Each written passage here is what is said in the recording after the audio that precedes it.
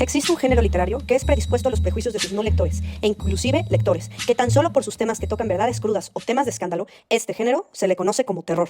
Se ha vuelto un estereotipo de que este tipo de libros solo buscan atemorizar a sus lectores, pero aunque su audiencia crea, esto no siempre es verdad. El género también puede ser considerado arte lírico, porque llegan algunos a tocar temas de sociedad que son llevados a un profundo análisis de realidades que muchos no se atreven a aceptar estas verdades.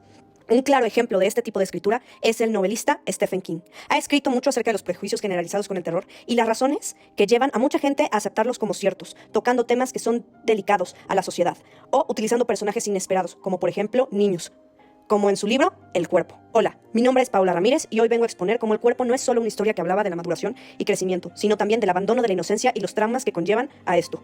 Para comenzar, me gustaría dar una pequeña introducción a la producción de la obra, la cual toma lugar 20 años en el futuro, cuando Gordy, personaje principal, está hablando de cómo era su grupo de amigos, dando características de cada uno de ellos y qué rol juega, así como explica su futuro escenario de aventura. El conflicto comienza cuando Vern propone que vayan a ver un cuerpo muerto. El grupo emprende el viaje y es donde comienza la acción. Estos van al bosque en búsqueda de un cuerpo muerto, mientras que los papás de los chicos creen que están acampando en patio de uno de sus amigos tranquilamente. El clímax de esta comienza cuando se encuentran con otro grupo de chicos mayores y uno de ellos les apunta con un arma, agregando que durante el viaje se encuentran con distintas situaciones inesperadas y de peligro. Los chicos callan lo sucedido y prometen entre ellos no hablar de esto jamás. Para concluir, el libro termina con Gordy contando cómo él es el suertudo al seguir con vida decente y sin ser amigos nunca más.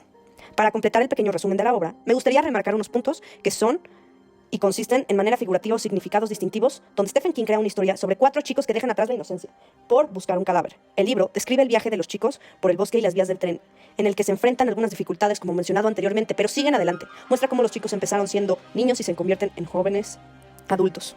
Al principio de la historia, King presenta a los personajes principales y secundarios, que son Gordy, Chris, Ted y Vern. Los chicos viajaron a ver un cadáver cuando Vern escuchó a su hermano y al amigo de su hermano hablando sobre cómo habían encontrado un cadáver a lo largo de las vías. Al principio del libro, los 4 chicos empezaron siendo niños. Una cita para demostrarlo es, tenían 12, a punto de cumplir 13, cuando vi por primera vez un ser humano muerto. Gordy fue el que dijo la cita. La cita simboliza cómo los chicos eran niños al principio de la historia, ya que muestran cómo los chicos no sabían lo que era la muerte. Además, cómo los chicos no podían entender que no podían llevarse el cuerpo con ellos. Así es como al principio del libro los chicos empezaron siendo niños y maduros, y a lo largo de la historia los chicos se enfrentan a muchos retos, como empezar a darse cuenta de cómo son sus vidas realmente y pensar en su futuro. También cómo los chicos están sobrellevando sus vidas, aunque llorando al menos una vez cada uno en la historia. Figurativamente, como sus vidas se limpian, se representa cuando llovió por primera vez ese verano. Una cita para mostrar cómo las vidas de los chicos se limpian es entonces la tormenta. Cayó de golpe como si una cadena de lluvia hubiese tirado en el cielo. La persona que pronuncia la cita es Gordy. La lluvia y las lágrimas de los chicos son un símbolo de que las vidas de los chicos se limpian, se deshacen de todas las cosas malas que pasan en sus vidas. Demuestra que por fin este está empezando a madurar mientras siguen adelante. Puede que haya tenido algunos problemas, como casi ser atropellados por un tren, un lago lleno de sanguijuelas que se les pegaron y luego ser apuntados por una pistola a los chicos mayores. Pero el caso es que siguieron adelante y ni siquiera pensaron en dar media vuelta y volver a casa. Así es como la lluvia y las lágrimas son un símbolo de la maduración de los chicos a lo largo de la mitad del libro. En el clímax de la historia, los chicos se encuentran el cadáver de Ray Power, y es cuando los chicos se dan cuenta de que no podían llevarse el cadáver y de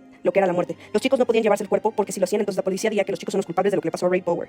Como sus padres no se preocupaban por ellos, los chicos habían acabado en la cárcel, aunque no hubieran cometido el crimen. Al final del libro, los chicos se convierten en hombres jóvenes. Una cita para demostrarlo es: algunas personas se ahogan, eso es todo. No es justo, pero ocurre. Algunas personas se ahogan. Gordy fue la persona que dijo esa cita. Esta cita es un símbolo de cómo Gordy se da cuenta de que su vida y la de sus amigos comienzan un nuevo capítulo.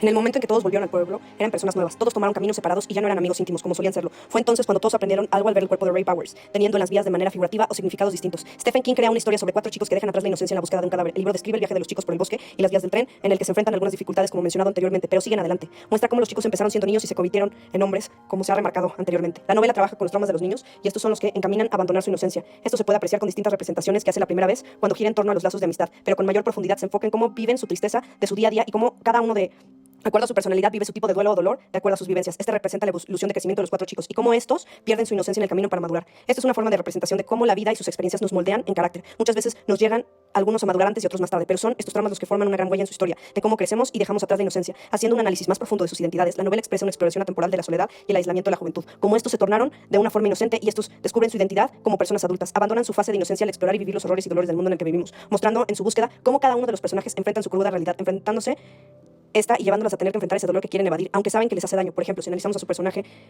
personajes tenemos al principal, que es Gordy Lange. Se le considera un personaje redondo. Por la historia gira en torno a él, es decir, la historia está escrita sobre él. Su hermano mayor murió en un accidente de coche, sus padres están destrozados y les cuesta asimilar la pérdida de su hijo como resultado. Descuidan e ignoran a Gordy. Esto queda demostrado cuando Gordy cuenta cómo se ha sentido realmente desde el accidente. Había sido como el chico invisible todo el verano. Lo comenta en la página 298. Gordy entiende que sus padres están en su periodo de duelo, pero le molesta que no le prestan atención, lo que hace que un chico de su edad se sienta confuso y sin valor. Gordy siente que de algún modo es responsable por la muerte de su hermano.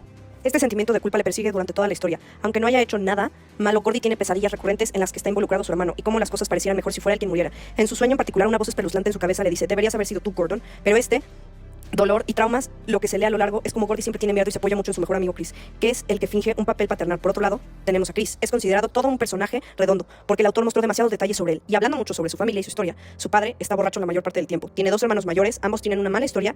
Él es simpático, consuela a los demás y les anima cuando están deprimidos. Es inteligente porque piensa antes de actuar y es la persona más fuerte de la pandilla, pero siente esa necesidad de proteger a sus amigos porque él ha sido predispuesto ante la sociedad como el chico malo por su historial familiar. Él siente que eso le define como persona y realmente él vive oprimido por sus hermanos. Y aunque se hace el fuerte, siente que no merece ser bueno o ser alguien más en la vida, como superarse e ir a la universidad, pero realmente tiene un corazón noble. Por otra parte, tenemos a 2 personajes secundarios. Se podrían entender. El primero es Bern. Se considera un personaje redondo. Es descrito en detalles, pero no aparece mucho a lo largo de la historia. Se le llama Penny debido a su historia de Penny. Su hermano mayor es Billy. Inicia toda la acción de la historia al escuchar a su hermano hablar del cadáver y él no es muy inteligente, no viene de una familia rica, ya que el padre trabaja en una fábrica. Agregando al personaje secundario, pero con mayores traumas, es Teddy. Es un personaje redondo porque el autor no entra mucho en detalles sobre la personalidad de Teddy, sus decisiones. Y Teddy no participa mucho en la historia tampoco. Su padre le quemó las 2 orejas cuando solo tenía 8 años por romper un plato.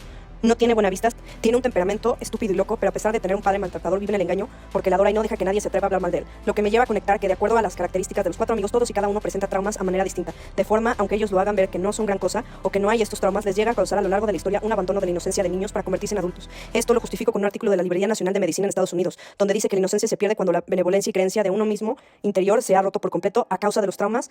Esto causa una temprana maduración de los niños que enfrentan esto, pero el trauma que causó su rompimiento, si no es que está tratando, puede llegar a influenciarlo de por vida o dar pie a nuevos trastornos psicológicos. Luego entonces la novela expresa un consumo específicamente social, donde los 4 amigos que tienen la misma edad, familias con situación económica similar, pero las características de personalidad son distintas. Así como a lo largo de la historia 2 personajes comienzan a ser secundarios, como mencionamos anteriormente, mientras los otros 2 suben en nivel de importancia, agregando que esto acentúa mucho la inmadurez y cómo es un camino para mejorar su madurez, además que en cuanto a regulaciones de su moral, juega un rol muy importante en el juego porque siempre se ve comprometida por el miedo a actuar, pero la sensatez sale a pie para hacer entrar razón a los muchachos, pero a su mismo instante el nivel de madurez es muy bajo, por lo que hay esta lucha entre el miedo y la moral muy fuerte, sobre todo por parte de los personajes principales, que es Gordy y Chris. Un ejemplo de esto es cuando mencionan el caso de Chris roba el dinero de la leche de la escuela y él es acusado, pero después se arrepiente y lo regresa y una maestra lo utiliza para ella misma. Chris le cuenta a Gordy y ambos en un dilema de moral saben que aunque estuvo mal lo que Chris hizo y trató de enmendarlo, lo que la maestra hizo estuvo peor, pero no pueden denunciarla por la fama que Chris tiene. Esto es un ejemplo del dolor que ambos amigos sienten por sus traumas que los persiguen, donde su inocencia debe ser abandonada y enfrentar la realidad de las cosas. En conclusión, durante la forma de escritura y redacción de la novela puede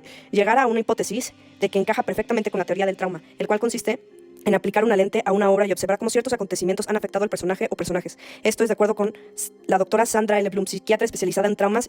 Cita al autor experto Lenore Ter. El trauma psíquico se produce cuando un golpe emocional intenso, repentino, inesperado y abrumador o una serie de golpes asaltan a la persona desde el exterior. En concreto, ambos clínicos señalan que no es el trauma en sí lo que causa el daño, es la forma en que la mente y el cuerpo del individuo reacciona de forma única a la experiencia. La disociación por los traumas que cada uno tiene es lo que me lleva a conectar con que dichas situaciones de trauma son encabezadas por el abandono de la inocencia de todo personaje a su manera, como por ejemplo tenemos a Gordy, que siempre tiene miedo y siente culpa por la muerte de su hermano, pero se puede apreciar como a lo largo del viaje y con apoyo de su mejor amigo Chris, él deja junto al cuerpo sus miedos y traumas, sobre todo cuando enfrenta a Ace con la pistola. En ese momento cuando dispara el gatillo que abandona su inocencia. Con esto, citando nuevamente a la doctora Blooms, cada vez que percibimos que estamos en peligro, nuestro cuerpo da una respuesta masiva que afecta a todos nuestros sistemas orgánicos. En este caso, las amenazas menores pueden desencadenar esta secuencia de respuestas físicas, emocionales y cognitivas. En este caso, su reacción con la pistola puede para defender a sus amigos, pero al final hay una situación que es redactada muy claro cuando ya abandonó su inocencia. Eso es cuando regresa al pueblo y que lo ven diferente, se despiden el uno del otro, pero al final son Chris y Gordy los que tienen una despedida más emotiva, con mayor significado, que es que ambos con su mutuo apoyo creen el uno en el otro.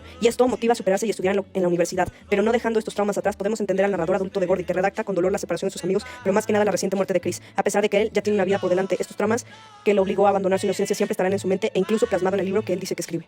Por último, la novela enseña cómo los seres humanos más inocentes sufren también de cicatrices, que son los traumas que los moldean para su futuro, cómo esto los lleva a abandonar una etapa hermosa de sus vidas por las vivencias crueles y dolorosas que quieren dejar atrás, pero aún dejándolas atrás nada será igual. El libro no solo trata de un viaje a la madurez, esto va acompañado de los traumas que estos niños tienen con ellos al comenzar el viaje. Son inmaduros, inocentes niños con traumas que ignoran a lo largo del viaje, van saliendo a flote.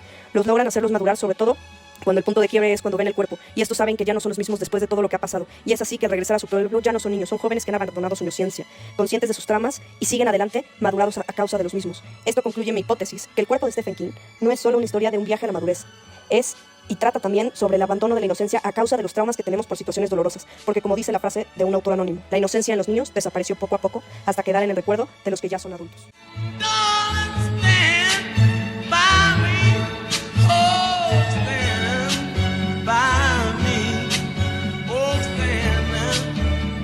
Stand by me, stand by me.